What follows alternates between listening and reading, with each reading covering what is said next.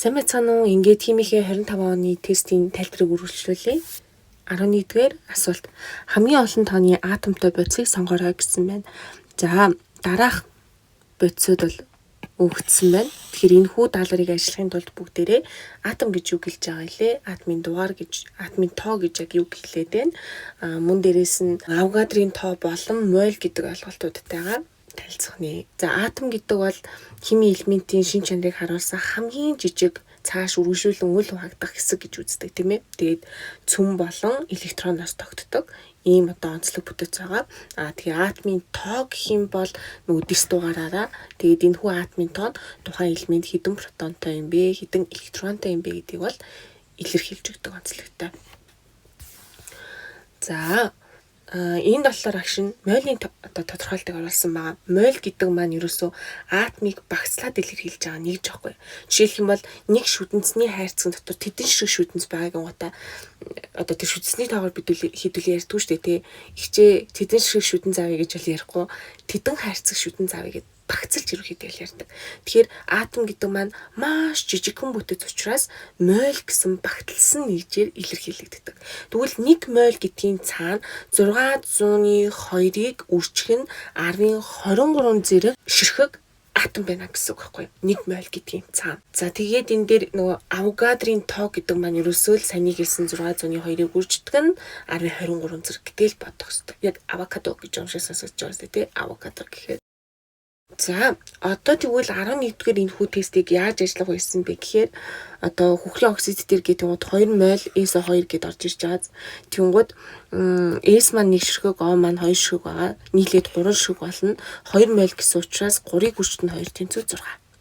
Тэгээ энэ мэтчлэн бүгдэн дээр ингээд задлаад үзэх юм бол хамгийн их нь энэ фосфорын 5 оксид ороод ирж байгаа байхгүй юу? Яа тэгэхээр 1 моль P2O5 гэдгийн цаана 2 дээр нөх нь 5 тэнцүү 7 7-г үржих 1 гэх юмгууд 7 ийм атомтай гэж гарч ирж байгаа байхгүй юу.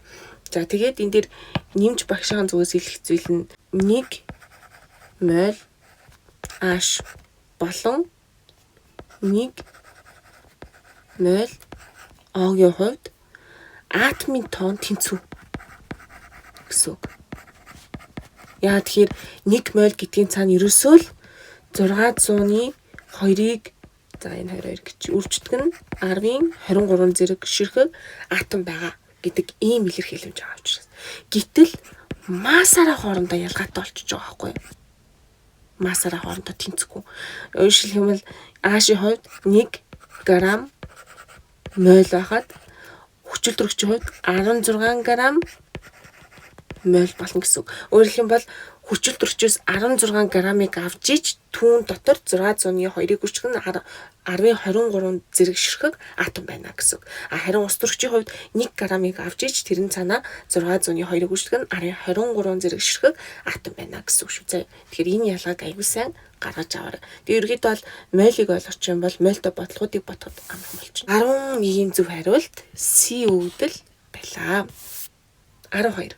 Лабораторийн ууршуулах аргыг тодорхойлно. За энэ дээр бол зурагнасаа тодорхой юм те. Ерөөсөө уур гарч байгаа нэг л өгдөл байна. Тэгэхээр зөв хариулт маань E болж таарж байна. Тэгээ та бүхэн маань бусад аргуудын яг хэддүгээр ангийн аль агуулга дээр орж ирдэг сэдвийн те хайгаад сурагч хийсээ бүр ингээд тодорхойлтын аюугаа нэг бүрчлэн уншаарай заяа. Тэнгууд багшийнх нь хайр цуглуулсан мэдээлэл дээр болохоор E өгдөл бол хий гаргаж авах ба хураа гарга гэж орж ирж байна. Өөрөөр хэлбэл хатуу болон шингэн бодисыг уралд оруулж хий гаргаж аваад тэгээд тэрхүү хийгээ өөр нэг уус мал дундрууд нэвтрүүлээд цэвэршүүлэх юм хүү арга байдаг ахна. За дараагийнх нь болохоор зэрэг титрлэлт орж ирж байна те. За титрлэлт гэдэг маань ерөөдөө энэ биоэтик ашиглана. За тэгээд индикатор бодисыг ашиглаад энд колбон дотор ингээл өмнөний хувирал гаргаж ирэх тэр дээд зэгдэх зарцуулагдсан индикаторын эзэлгүүнээс цаашаа мэддэхгүй байгаа шингнийхээ концентрацийг нь тооцоолон олох боломжийг олгодог гэх юм уу? Ийм өргөн ашиглагддаг арга байгаа. За шүүх гэдэг нь болохоор механик арга. Тэгээ ерөөсөө л хатуу болон шингэнийг хооронд нь фильтрийн цаас ашиглаад тэгээд ерөөхдөө шүүнэ гэсэн үг байна тийм. За тэгээд дараагийнх нь болохоор зэрэг хийг усны шахалтаар усан банд хураан авах гэж байгаа байхгүй. Тэнгууд ус болон хий хоёр маань нягтан ингээ ялгаатай штий. Тэгээ усан дуустдаггүй эсвэл муу устдаг хийг нягтын зөрүүгээр нь хурааж гаргаж авах арга юм бэлээ. За тэгээд хамгийн сүүлийнх нь мэдээж ууршуулах. Жишээлх юм бол давс гаргаж авах та. Одоо шингэнийг нь буюу уусгагчийг ууршуулад, халааж ууршуулад тэгээд таст байдлаар хатуу төв бодисыг ялган цэвэршүүлэх арга байгаа. За тэгээд тус бүрчлэн ийм нарийн зураглалуудыг нь бол оруулж өгсөн байгаа. За титрлэлт дээр өргөн ашиглагддаг индикатор бодисуд болоод тэтгэрийн хүчин суурьтай харилцан үйлчлээд ямар өнгө үзүүлдэг вэ гэдгийг жишээ олгоод оруулсан байгаа. Мөн титрлэлт гэж яг юу юм бэ гэдэг талаар ийм дэлгэрэнгүй мэдээллийг оруулсан байгаа. Тийм болохоор паузлж байгаа та бүхэн маань уншиж танилцж болно. За энэ дээр шүүлт дүрийн арга яг хамгийн өргөн хэрэглэгддэг болохоор бас бусад арга утгад л гайг баха. За энд нөгөө усны ингээ шахалтаар усан байнанд хураан авах аргыг бол дүрсэлж өгчээ. За энэ дууршуулах арга маань орж ирж байна шүү дээ. Хатуу бодисыг ерөөсөө уусгачаас нь цэвэршүүлэн таст байдлаар ялган авах арга. За ингээ 12-ын зөв хариулт бий байлаа. За 13. Хүүхрийн атомын электрон хуваарлалтын бүдүүвчийг сонгоно гэсэн байна. За хүүхрийн атомын хуваарлалтыг бүгдээрээ сонгохын тулд эхлээд хүүхэр маань мэдээж хэдэн электронтой юм бэ гэдгийг мэдчих хэрэгтэй байхгүй юу? Одоо жишээлх юм бол эхний энэ дээр хэдэн электронтой гэж гарч байна? 16 электронтой энэ. Дараагийнх дээр нь 15 электронтой гэж гарч ирж байна. Энд 14 электронтой дүрсэлсэн байна. Энд 17 электронтой дүрсэлсэн байна. Энд 18 электронтой дүрсэлсэн байгаа байхгүй. Тэнгууд электроны тоо мэдээж өөрчлөгдөхгүй шүү дээ. Тийм хүүхэр дээр яг 16 электрон чинь байж хүүхэр чинь яг хүүхэр байгаа байхгүй. Энд багш нь одоо бүтэн ийм зураглалыг нь бол оруулсан байгаа дээ. 3 дугаар үед дээр бол хүүхэр маань ингэж байршиж өгдөг. Тэгээ эндээс харах юм бол атомын дугаар нь 16. Тэгэхээр бүгдээр ингэ үзсэнчлэн электроны тоо нь 16 байх ёстой гэсэн үг. За үнэхээр 16 байж чадчихэв үү гэдгийг харъя дээ. 1 энд 2 1 2 3 4 5 6 7 8 10 1 2 3 4 5 6. Зүйтэй 6. Тэгэхээр 16 гэдгээрээ бүгдээрээ явнаа. За ингэх юм бол угаасаа хариулт нь 1 л 16 зүтэй. Тэгээ магадгүй энийг жоохон хэтрээтэй болгохын тулд 2 10 тэгээд хийдэж үйт нэг тиймэрхүү байдлаар өөрөөр хуваарлаад бүгдээрээ яг 16 электронтой гарахаар тавьсан байсан бол хүүхдүүд яг яаж хийх байсан бол гэдэг бас амар сонирхолтой болчихж байгаа. Тэгвэл бүгдээрээ энэ эдгээр одоо электрон үйлнүүдтэй эдгээр бүрхүүлүүд яаж дүүрдэг вэ гэдгийг мэддэг байх хэвээр. Хамгийн ихний энэ цөмтөөгөө ойрхон бүрхүүл 2 электроноор дүүрдэг, дараагийнх нь 8 электроноор дүүрдэг. За тэгээд макстай эхний хоёр дээр ингээ 10 электрон суух боломжтой. Тэгээ үлдсэн нь гадаад бүрхүүлдээ сууна гэсэн үг байхгүй. Тийм учраас өгдөл маань ерөөхдөө зөв тооцоолсон ийм бүдүүвч зураг байна гэсэн үг. За тэгээд иймэрхүү байдлаар ямарваа нэгэн электроны ийм бүдүүвчийг зурхтаа ч юм уу эсвэл хуваарлалтыг хийхдээ энэхүү одоо дүүргэлтэй S орбитал, P орбитал яаж дүүрдэг юм бэ? Хэдэн электроноор дүүрдэг юм бэ гэдгийг мэдчих хэвээр нэгдүгээрт. За хоёрдугаар талаараа бид нар яах вэ гэхээр за энэ дээр нөгөө нэг S орбитал D талтай 2, P орбитал D талтай 6, D нь 10, F нь 14 гэдгийг бол задлж өгсөн шүү дээ. Тэгээ түүнээс гадна энд нэг юм гоё юм байгаа. Атомын цөнд байгаа протоны тоо түүний электроны нийт тоотоо тэнцүү энийг бол хэдүүлээ мэдж байгаа. Тэгээд дараагийнх нь нүглэх системийн үеийн тухайн атом хиддэх одоо за ойлгомжтой үе гэх богдоор үдээс юм чи юм 3 бүрхүүлийг зураад өгнө. Тэгээд электроныг цөмд ойрдог бүрхүүлээс эхэлж дүүргдэг буюу энэ дотор талын бүрхүүлээс эхлээд дүүрнэ гэсэн үг. 1 2 3.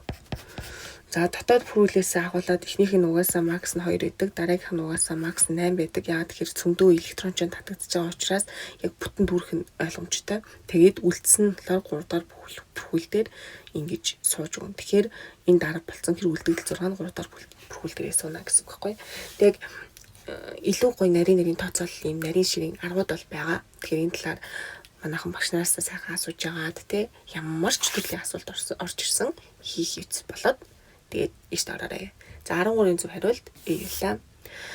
За 14 өрөөний нөхцөлд хатуу төлөвтэй байцыг сонгоорой. За яг уу энэ дээр нөгөө нэг хатуу шингэн хий төлөвтэй байцуд яагаад хатуу байдгийг, яагаад шингэн уурсамтгай байдгийг, яагаад хий байдгийг би талтгаар ангиасаа бүр ингээд төлбүүдийг танилцаад явчихдаг байна. За одоо тэгвэл энд байгаа нөхдүүдийг шууд ялгаж салгах шаардлага гарч ирж байна гэсэн үг байна шүү дээ. Хамгийн ихнийх нь бүгдээрээ аргон өгсөн байна тийм үү. Тэгмээд аргон маань яадаг вэ гэхээр ерөөхдөө хий төлөвтэй онцлогдно. За тэгэхээр A бол биш байлаа. За CO2 ч гэсэндээ хий төлөвтэй шүү дээ тий. Тэгэхээр энэ бол биш. За тэгээд H2-ыг бүгдээрээ мэдчихэж байгаа тий. Энэ маань шингэн төлөвтэй. Тэгэхээр D бол биш. За E талаараа зэрэг CH4-гийн метан багаз. Тэгэхээр метан ч нөгөө байгалийн хий дээр хэдүүлээ ярьсан шүү дээ.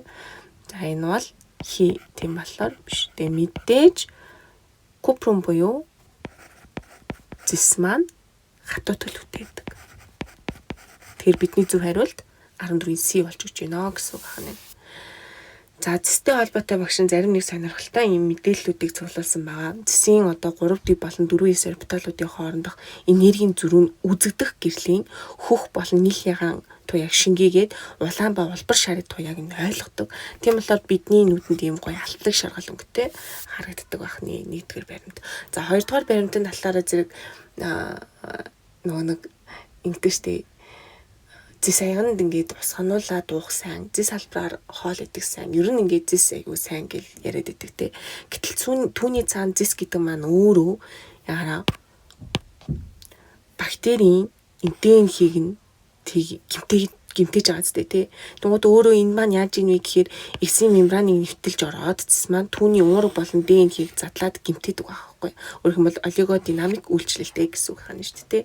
Тэгэхээр яалтчгүй бактерийг устгадаг нь бол үнэн байх нэ. За дараагийнх нь нэг зүйл нь талаараа зэрэг эрхчлөөний хөшөөний өнгө яагаад юм бэ гэж те. Өөрөөр хэлэх юм бол битүүр уул нь бол ингээд зис байх л те. Тэнгууд зис маань энэ хараа чихтэй агаардаг хүчил төрш болон нүүрсвчлийн хийтэй болон ийм хүхрийн нэгдэлтэй ингээд удаан хугацаанд харилцан үйлчлээд гадаргуу дээр энэ патина гэд ийм давхар үсгэж өгдөг.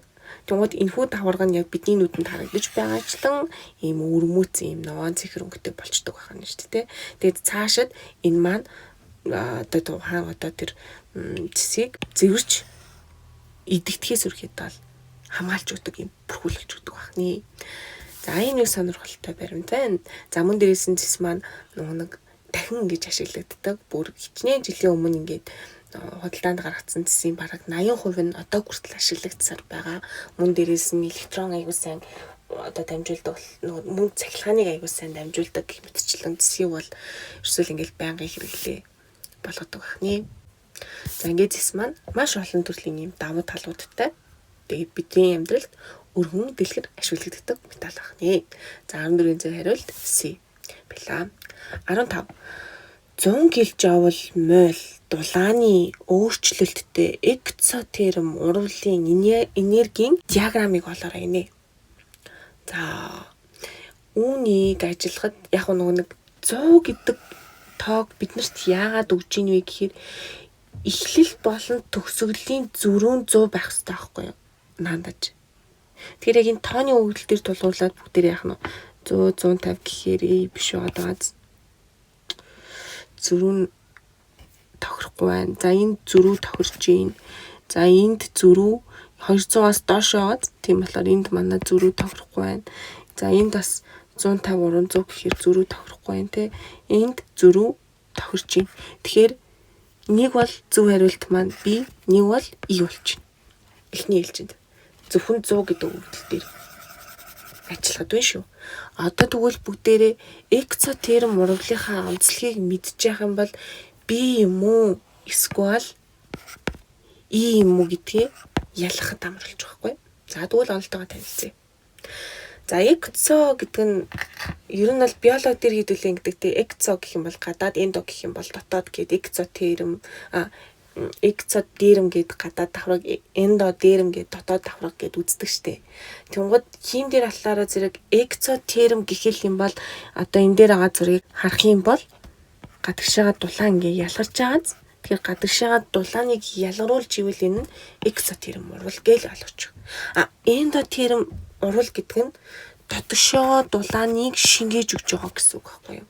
Одоо жишээлх юм бол мүс хайлах гэдэг нь мүс чинь хүйтэн маа штэ. Гадаад орчноос тэр дулааныг шингээж байгаа учраас мүс маань хайлна гэсэн үг. Тэгэхээр мүс хайлах үзэгдэл бол эндотерм урвал. Эсвэргээрээ шатах маань болохоор зэрэг галчин гэл аливаа ингээд органик материал шатгаараа гэл гэрэл бол гэрлийн нэр болон дулааны нэрийг илгаал ингээд дулаан ингээд төвндөг штэ тий. Гэрт галтуулахэр тэр энэ маань гадагшаага дулааныг ялгаруулж байгаа буюу экзотерм урвалын жишээ гэсэн үг байхгүй юу? Маш энгийн нэр тайлбарлал ерөөсөө л энэ. За тэгвэл экзотерм урвалын хувьд урвал явагдах үед орчны температур нэмэгддэг бол эндотерм урвалын хувьд дулааны гаднаасаа шингээж байгаа учраас орчны температур буурдаг ийм онцлогтой байх нэ. За тэгээд эндотерм болон экзотерм дээр ингээд график ингээ харах юм бол энэ хараа их бэцээд тэгээ эндотерм дээр яаж ийн вэ гэхээр анх байсан их бэцээсөө энэ энергийн хэмжээ шингээсэн энергийн хэмжээ нь өндөр болгож байгаа сте тий энергийн хэмжээг. За тэгээд энд идэвхжлийн энерги хэдий хэмжээтэй зарцуулагддаг вэ гэдэг маань орж ирсэн байна. За дараагийнх нь болохоор зэрэг яаж ийн анх байсан тэр бүтээгдэхүүн дэх энерги за доошоогоо энерги маань бууралтайгаа байгаа зү тий. Тэгэхээр экзотерм урвал дулаан ялгаруулдаг, эндотермын дулааныг шингээдэг, орчны температур экзотермийн хувьд бол өснө. За харин эндотермийн хувьд бол орчны температур буурдаг бахны. Энд потенциал энерги байгаа шүү гэдгийг анхаараарай заяа. Орчны температуртайгаа андуурахгүй. За тэгээд энтальпийн хувьд экзотерм урвалын энтальпи буюу тэгээс бага утгатай байдаг бол эндотерм урвал эрэг утгатай байдаг. Тэгээд жишээ түрүүн хэдүүлээ ярьсан байгаа шатах болон зэрвэх маань экзотерм урвалын жишээ байдаг бол мүс хайлах болон ууших маань эндотерм урвалын сонгодог жишээ болж өгдөг байна. За экзотерм эндотермийн урвалаа ойлгосон бол хэдүүлээ биологтойгоо ингээ уялдуулъя л да тий. Фотосинтезийн процесс маань экзотерм үү эндотерм үү? Эсийн амьсгал маань бас экзотерм үү эндотерм үү яг аль нь вэ? Тэгээд схемээ хараад бараг тодорхой болчихж байгаа. Фотосинтез гэдэг бол гэрлийн энергийг шингээгээд химийн энергийг үүсгэдэг, түүнийг глюкозод хадгалдаг ийм урвал. Тэгэхээр аль нэлээ? За эсийн амьсгалын хувьд бол нэг хүчил төрөгчийн оролцоотой глюкозыг бүрэн эсэлдүүлээд тэгээд ATP-г ялгаж авч байгаа тийм ээ. Өөрөөр хэлбэл химийн энергийг чөлөөлж авч байгаа гэсэн үг байхгүй юу? Тэгэхээр энэ ямар урвал вэ? За энийг хариулж чадчихлаа хам бол чи экзо болон эндотерм урвалаа ойлгоцсон гэсэн үг байхгүй юу? За тэгээд одоо эндээс бүгдээрээ харах юм бол биеийн зөв үү эсвэл ийм зөв үү гэдгийг ялгана гэсэн үг. Бидрих экзотерм урвал гэсэн тийм үү? Тэгэхээр экзотерм урвал гэхээр энергийн хувьд анх энэ их бодисоор дүрслэгдсэн байгааз тэгэхээр их бодисын энерги маань эндотермийн урвал дээр нэмэгдэжсэн шүү дээ тий. Гэтэл экзотерм урвал дээр их бодисдох тэр потенциал энерги маань буурчж байгаа байхгүй юу? Одоо энэ дээр харагдаж байгаа сте тий. Экзотерм дээр потенциал энерги буурдаг. Тийм болохоор зөв хариулт маань хөвдөл болж таарч байгаа. За тэгээд энэ манайхаа буурна гэж шууд энийг авчий гэд авчихгүй нь штэ тий. Нөгөө тооны зөрүүгээ бодох нь штэ. Эийг авчих юм бол худлаа олчихно. Яагаад тэгэхээр 300-аас 150 хасгаар зөрүү 100 ээж чадахгүй байгаа зү тий. Тэгэхээр энийг бас аюул сайн анхаарах нь шүү заяа. За 16. Аль нь эргэх чиглэлд явагдах боломжтой орвол вэ гинэ.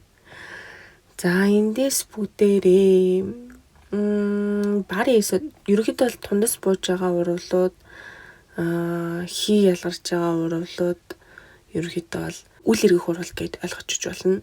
За тэгэнгүүт барын ISO 4 дээр яаж ийн вэ гэхээр энэ маань маш муу уусдаг. Тэгээд дээрэс нь анхны онуудыг ингээд анхны энэ бүтцтэй амархан ингээд ортоггүй байхгүй. Тийм болохоор A урвалын хувьд үл эргэх урвал байгаа. За B-ийн хувьд болохоор зэрэг калиум H маань H хлортой урвалд ороод калиум хлорид болон ус ялгарсан байна шүү дээ тий. Тэгэхээр энэ дээр хүчил суурь маань харилцан үйлчилсэн ийм сар гожих урвал явагдсан маад. Тэгвэл энэ төрлийн уралд ус үүсгэхэд нөгөө H болон OH зарцуулчихж байгаа байхгүй.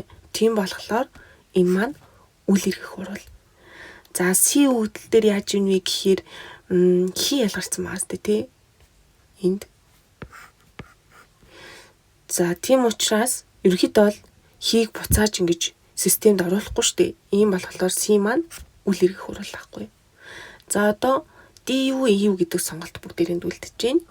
За D дээр купрум ISO 4 үлдсэн байна. E-ийн хувьд аваад үзэхээр чинь энэ хараа мөнгө ялгарсан байгаа. Нэгдүгээрт, хоёрдугаарт зинхүүм чинь мөнгнөөсөө металл идэвхээр өндөр шүү дээ тий.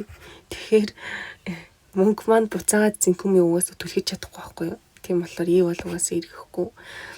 D дээр тэгвэл манай зөв хариулт чинь орж ирж шүү дээ тий. D зөв бахны. Тэгээд яагаад ингэж D эргэх боломжтой урвал вэ гэхээр ус агуулсан давс аваад байгаа байхгүй юу? Халаах явцад ус маань ерөнхийдөө л ялгарч штэ тий. Буцаагаад давс маань ерөнхийдөө л усаа татдаг. Тийм болохоор D маань эргэх боломжтой гэсэн үг. За эргэх урвал гэдэг бол бүтээгдэхүүн байцууд нь хоорондоо харилцан үйлчлээд буцаад их байцаа одоо үүсгдэг төрлийн урвалыг хэлдэм байна. Тийм болохоор хоёр чиглэлтэй сумаар ерөнхийдөө л дүрсэлж өгдөг онцлогтой. Тэгээд химийн тэзвэр тогтох боломжтой битүү системд явагддаг ийм төрлийн урвалыг эргэх урвал гэж нэрлэдэг. Гэтэл үл эргэх урвалын хувьд зөвхөн нэг чиглэлд л явагддаг. Өөрөөр хэлбэл бүтээгдэхүүн нь буцаж их байцаа үүсгэх боломжгүй гэсэн үг хань шүү дээ. Тийм болохоор урвалын одоо тэгштгэл дээр сум нэг чиглэлдээ л дүрслэгддэг. Тэгээд тундас буух, хий ялгарах, ус үүсгэх гэх зэрэг иймэрхүү ерөнхий шинж тэмдгүүд бол ажиглагдана. Гэхдээ тундас үүсчлэгээ жишээлх юм бол энэ дийдэр шууд энд хатуу ийштэй гэдээ бас шууд ингэж яаж болох байгаад шүү дээ. Тухайн байцсийнхаа бас шин чанартай холбоотой гэж болох нэ. За ингээ 16-гийн зөв хариулт D байла. Түрүүнээс хойш та бүхэн маань анзаарсан байх багшин тест болгоны дээр нь энэ улаанаар дүрсэлсэн хэсэг Ешийн номны хариултын хэсгээс оруулсан гэсэн. 17. Магний металлыг хоёр өөр хэмжээтэйгээр илүүдэл давсны хүчилтэй уралд оруулаад туршилтаас ялгарсан ус төрөгчийн эзэлхүүнийг хэмжив. Туршилтын үр дүнг илэрхийлнэ үү? Туршилт 1 нь 2 г магний дээр давсны хүчил нэмсэн, туршилт 2 нь 4 г магний дээр давсны хүчил нэмсэн байна. Тэгэхээр давсны хүчил бол мэдээж туршилт 1 2 дээр аль алин дээр ижилхэн концентрацтайгаар нэмэгдсэн байж таарна. Ганц өөрчлөгдсөн юм нь ерөөсөө л магний хэмжээ 2 г-ыг хийгээд нөгөөхт нь 4 г гэсэн байна. Яг энэ талаар нөгөө нэг мөсийн YouTube-ийн сувг дээр амир хөрхөн хичээл орсон байгаа. Тэгэхээр та бүхэн маань үзээд илүү дэлгэрэнгүй мэдээлэл аваарай зэрэг. Бүр ингээд тухайн оны текстийн A B C D E өгдлийг те хичнээн сурагч A-ийн сонгоод хичнээн B-ийг сонгоод хичнээн налдаагүй өмнөх онуудтай харьцуулахад гүйцэтгэл хэдэн хувиар өссөн, багассан гэх тэр болгонтой айгүй гоё тайлбарлсан байсан. Тэгэхээр манайхаа үзээрэй.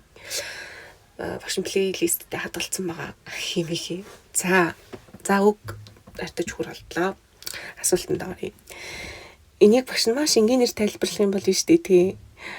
Магний металлыг давсны хүчлээр үйлчилсэн мааз. Тэнгууд энд яаж ийн вэ гэхээр хэрвээ энэ металл одоо аашаасаа өндөр идэвхтэй хам бол аашиг бол хална тий. Тэгээд металлын хлорид үүсдэг тий. За энэ дээр агш нэг чи металл нь ямар ч валенттэй юм лээ тий. Тэгээ нэмэх нь H2 устөрөгч ялгардаг шүү дээ. Тийм болохоор бүгдээрингийн график дээр энэ босоо тэнхлэгт ус төрөгчийн эзэлхүүн ороод ирж байгаа байхгүй. Тэгэхээр ус төрөгчийн эзэлхүүн өндөр байх тусам тэнд урвал эрчимтэй явагдсан их хэмжээний ус төрөгч ялгарсан гэсэн үг шүү дээ. Бага байх тусмаа ус төрөгч бага ялгарсан, урвалын идэвх нь арай бага байсан гэдгийг илэрхийлнэ. Нэгдүгээрт. За хоёрдугаарт бүгдээрээ юуг санах хэрэгтэй вэ гэхээр урвалын хурданд нөлөөлөгч хүчин зүйлүүдээ санах хэрэгтэй байхгүй юу? Одоо нэг концентрацийн нөлөө ургуулын хурдад яаж нөлөөлөх вүлээ гэдгийг мэддэг байх хэрэгтэй. Тэгэхээр альва бодисын концентрац нь нэмэгдэх тусмаа л тэнд мөргөлдөлтийн ашигтай мөргөлдөлтийн тоошин тэгэхээр мэдээж 2 г магний давсны хүчлэлтэд мөргөлдснөөс 4 г магний давсны хүчлэлтэд мөргөлдөх юм бол илүү их мөргөлдөлт тэнд урвал явагдана тий. Тийм болохоор 2 г-аас мэдээж 4 г-тай нь илүү өндөр л байгаа. Одоо энэ хоёр өндрөөр дүрсэлсэн байна. Ижил цэгт ингэж огтлцохгүй гэсэн үг байхгүй юу? Тэгэхээр B, D энд юу вэ? Энэ хоёр тэнцүү бол байхгүй шүү дээ. Яаж ч үсэн концентрац нь өөр хахад. Тэгэхээр B, C, D бол шууд ингээд хасагдчих байгаа юм. Боломжтой хэлбэрүүдээс. Одоо бүгдээрээ дүлсэн AU, EU гэдэг асуудал үүсэж байна те. Тэгэхээр AU, EU гэдгийг мэдхэд ерөөсөө л амархан. Нэгдүгээр туршилт маань хоёрдугаар туршилтаасаа бага биш шүү дээ. Тэгэхээр нэгдүгээр туршлыг одоо илэрхийлж байгаа мөрийн маань хоёрдугаар туршилтаас доогуур зурагдах хэрэгтэй байхгүй. Гэтэл ийм маань яасан бах нь дээр нь зурагдсан байна те. Тэгэхээр ийм биш. Тэгэхээр концентрац өндөртэй иш болон дээдлэлтэн зурагдана буюу туршилт 2 дээр нь туршилт 1 дор нэнэ гэсэн үг. Ингээд манай зөв хариу үйлдэлчихөө. Эвла ажигч байх. Одоо энэ хараа биолог дээр чи маш ингээд жигч гэрхай байх хэвээр хин дээр ч гэсэн тийм ер нь ямар ч жилийн яш байсан. Ажигч гэрхай байгаарэ. За энд магниг энэ хараа нэрээ илүүдэл гэсэн юмсэн шүү дээ. Илүүдэл аашлортой буюу давсны хүчлэлтэд уралд оруулж байгаа шалтгаан нь ерөөсөө ямар ч үйлдэлгүйгээр магниг маш сайн ингэж уралд оруулах зорилготой байхгүй юу. За тэгээд энд үүсгэн магний болохоор эд дээр манай ус төрөгч хий байдалтай ялгарч байна. Тэгээд энэ хараа хажуу талд нь ингээ бөмбөлгүүд үсээд байгаа. Энэ бөмбөлгүүд би аягүй гоёор яаж танарт харуулв. Энэ хэсэг энэ чааш хоёр маань ялгарч байна гэсэн үг байна шүү дээ. За 17-гийн зөв хариулт A байла. Туршилт 2-ын их бодисын илүү их хэмжээтэй байгаа учраас урвалаас үүсч байгаа ус төрөгчийн хэмжээ их байна гэд A зөв байх нэ. За 18. Магнийн карбонатыг халааж задлахад үүсэх бүтээгдэхүүн байцуудыг сонгороо гинэ. За доотлих нь нөгөө задгаа тэр ингээ хоосон орон зайг багш нь юугаар дүргсэн бэ гэхээр CO2 үнэхээр ялгарсан хэсгийг яаж таних вэ гэдэг өглөөр дүргсэн. Энэ оруулалтын бүтээгдэхүүнд те CO2 ялгардаг байхгүй. Тэгэхээр багш нь тэрнтэй холбоод CO2-ыг яаж таних вэ буюу шохон ийм уусмлаар таньдаг ийм. Тэгээд үнэхээр ингээд CO2 маань ялгарч байх юм бол манай нөгөө нэг юу маань уусмал маань ийм milky гэдэг аз тийм сүүн цайвар өнгөтэй болдог гэсэн. Сүүлийн энэ хэсэгт их хэмжээний CO2 ялгарсан байна гэсэн үг байна шүү дээ. За металлын карбонатыг халаахад металлын оксид болон нүүрс төрөгчийн давхар эсэл үүсдэг. Өөрөөр хэлбэл CO2 үүсдэг гэсэн үг байхгүй. Тэгэхээр магний CO3-аас гингод магний оксид дээр нэмэх нь CO2 үүснэ гэсэн үг. За энэ дээр нэмэлт байдлаар нэгдүгээр бүлгийн натрий, калий гэх зэрэг өндөр ийм идэвхтэй нөхдүүд маш ийм тогтвортой байдаг. Тийм болохоор халаалтаар тийм ч ингээм амархан задардаггүй. Хоёрдугаар бүлгийнх нь болохоор зэрэг халаахаар задраад одоо энд харагдаж байгаачлан магний металлын оксид болон нүүрс төрөгчийн давхар эслийг үүсгэдэг. За идэвх багтай одоо зис мөнгө гэх зэрэг металлуудын хувьд маш амархан задардаг. Заримдаа бүр металл боллоо задарч болно гэсэн байна. За ийм гээд ялгаатай гэдэг байна шүү. За тэгээд энэ дээр гоё тайлбар орж ирсэн мэлээ. Магнийн карбонатыг халаахад гингута энэ хараа магний O2 хооронд байгаа буюу магний хүчил төрч хоёрын хооронд байгаа хүчтэй тэр ионы холбоо маань амархан салахгүй. Тийм болохоор ингээ хамтдаа ялгарчин гэсэн үг. Тэгээд коилинтэй холбоо нь ингээд тасардаг учраас магний O болон CO2 гэдэг юм болоод ингээд ялгардаг задардаг байна. За 19 дараах урвалаар гарган авсан аммиакийг цэвэршүүлэх X бодисыг тодорхойлно гинэ. X бодис нь энд байна те. Энэ хэсэг гэсэн үг байхгүй. Энд юу болоод байна гэхээр уг урвалаас аммиакийг буюу аммиак маань хий байдалтай хана шүү дээ. Тэгэхээр энэ хийг цэврээр ялгаж авах гэдэг. Одоо энэ дээр CO2H2O гэсэн эсүүд байна шүү дээ. Энэ X гэдэг бодис усыг татах ёстой. Тэгээ манай ялгах гээд байгаа биш те. Сонирхоогүй тэр хийг буюу CO2-ыг шингэх ёстой. Гэхдээ манай NH3-тай харилцан үйлчлэхгүй гэсэн үг. Тэгжээж энэ хуруу шилэнд NH3 маань ялгарч орж ирэх ёстой байхгүй. Тэгээд эдгээрийн яг аль нь тийм шин чанартай вэ гэдгийг бүгдээрээ задалж ирнэ гэсэн үг хаана шүү дээ. За хамгийн ихнийх нь болохоор зэрэг H2SO4 орж ирж байгаа. Гэтэл H2SO4 чинь өөрөө яадаг вэ гэхээр хүчил штэ. Тэнгууд нөгөө аммиактай маань бүр ингэж шууд уралд ороод ерөөд бол аммоны сульфат үүсчдэг байхгүй. Тэгээ аммоны сульфат үүсчих юм бол бид нар NH3-аа ялгаж авч чадахгүй болчихж байгаа. Тэгэхээр A бол лаа. За B дээр болохоор зэрэг натрий хлорыг бол хийг хатаахад ашигладаггүй. За дараагийнх нь тэр D дээр байгаа үгдлийг хар та. Хийг цэвэршүүлэхгүй, зэс угаасаа цэвэршүүлэхгүй, C үлдэж байна. За C маань кальцийн оксид байна тийм үү. Тэгвэл кальцийн оксид гэдэг маань өөрөө шохолог юм үрлнүүд байгаа даа. Тэгмээд энэ нөхөр яадаг вэ гэхээр CO2-ыг өөртөө ингэж шингээчдэг байна шүү дээ. Бидний яг хүсэж байгаа юм тий урлагийн түнд энэ CO2 ялгарсан шүү дээ. Тэгмээд тэр CO2-ыг чи өөртөө шингээгээд тэгээд аммиактай болохоор ерөөсөө уралд ордоггүй. Ийм одоо онцлог байхгүй. Тэгэхээр аммиакоо бид нар ялгаж авах боломжтой болчихж байгаа. Тэгээд усны уурыг өөртөө шингээгээд авчиж байгаа байхгүй. Тэгэхээр нэг тийм самхал үйлчлэгтэй юм шиг амар гоё хастай тий. За ингээд 19-ийн зөв хариулт кальцийн оксид байлаа. За 20 органик нэгдэх урвалын төрлийг сонгоно гинэ. За нэгдэх урвал гэж энэ багшны нөгөө онцлог өөрчлөлтүүдийн нооноор тодорхойлсон байгаа. Тэнгууд эхнийх дээр яаж ийн энд ингээд дан холбоотой эснаа энд хойшчин холбоотой болоод энд ус ялгарсан байгаа зү тий. Тэгэхээр энэ дээр яг юу явагдчихваа гэхээр ус ялгарч ийна гэдэг нь өөрөө дегидратац явагдчихлаа гэж байгаа гэсэн үг. Өөрөөр хэлбэл задрал явагдчихлаа гэсэн үг хана шүү дээ. Тэгэхээр A өгөгдөл маань угаасаа биш. За B өгөгдөл дээр халахаараа зэрэг энэ хараа хойшчин холбоо энд дан холбоо болсон байгаа. Энд CH2 маань CH3 болсон. Энд CH маань H2 болсон. Өөрөөр хэлэх юм бол гаднаас яах нь усыг аваад тэг гидрогенчсэн гэсэн үг байхгүй юу? Нийтчлээ. За C өгөгдөл дээр халахаараа зэрэг ялгааны нь хараа. Энд хлортой, энд калиоштаз тэнгууд бүлгийн хоорондоо солилцсон байгаа зү. Тэгэхээр энэ маань ерөөхдөө бол нэгэн төрлийн одоо солилцох гэхээр яг зөвдөхгүй дээ нү буруудах гэдэг нү одоо дабл ингээ халцах урвал гэх юм уу. Тэгээ бүр яг органик химийн нуклеофил халцах урвал гэсэн төрөлдөө ордог урвал юм байна. За D дээр халлаараа зэрэг хойшчин холбоо нь энд дэснэ тий.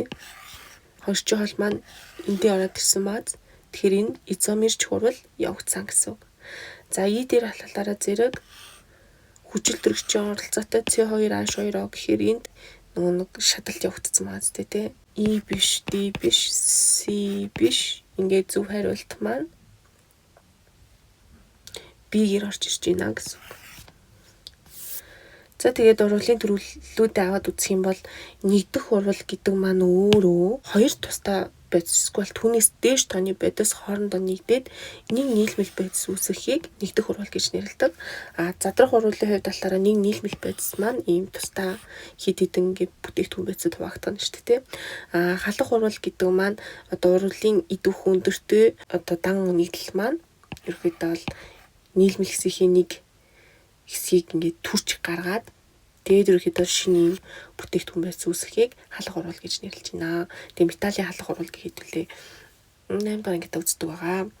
За солилцох урвал гингууд ерөөхдөө бол эндээс харах юм бол А нь C-г авсан байгаа зү тэ Б-т биш, Д нь C-т биш, Б-г авсан байгаа зү. Жишээ энд дор харагдаж байна тэ.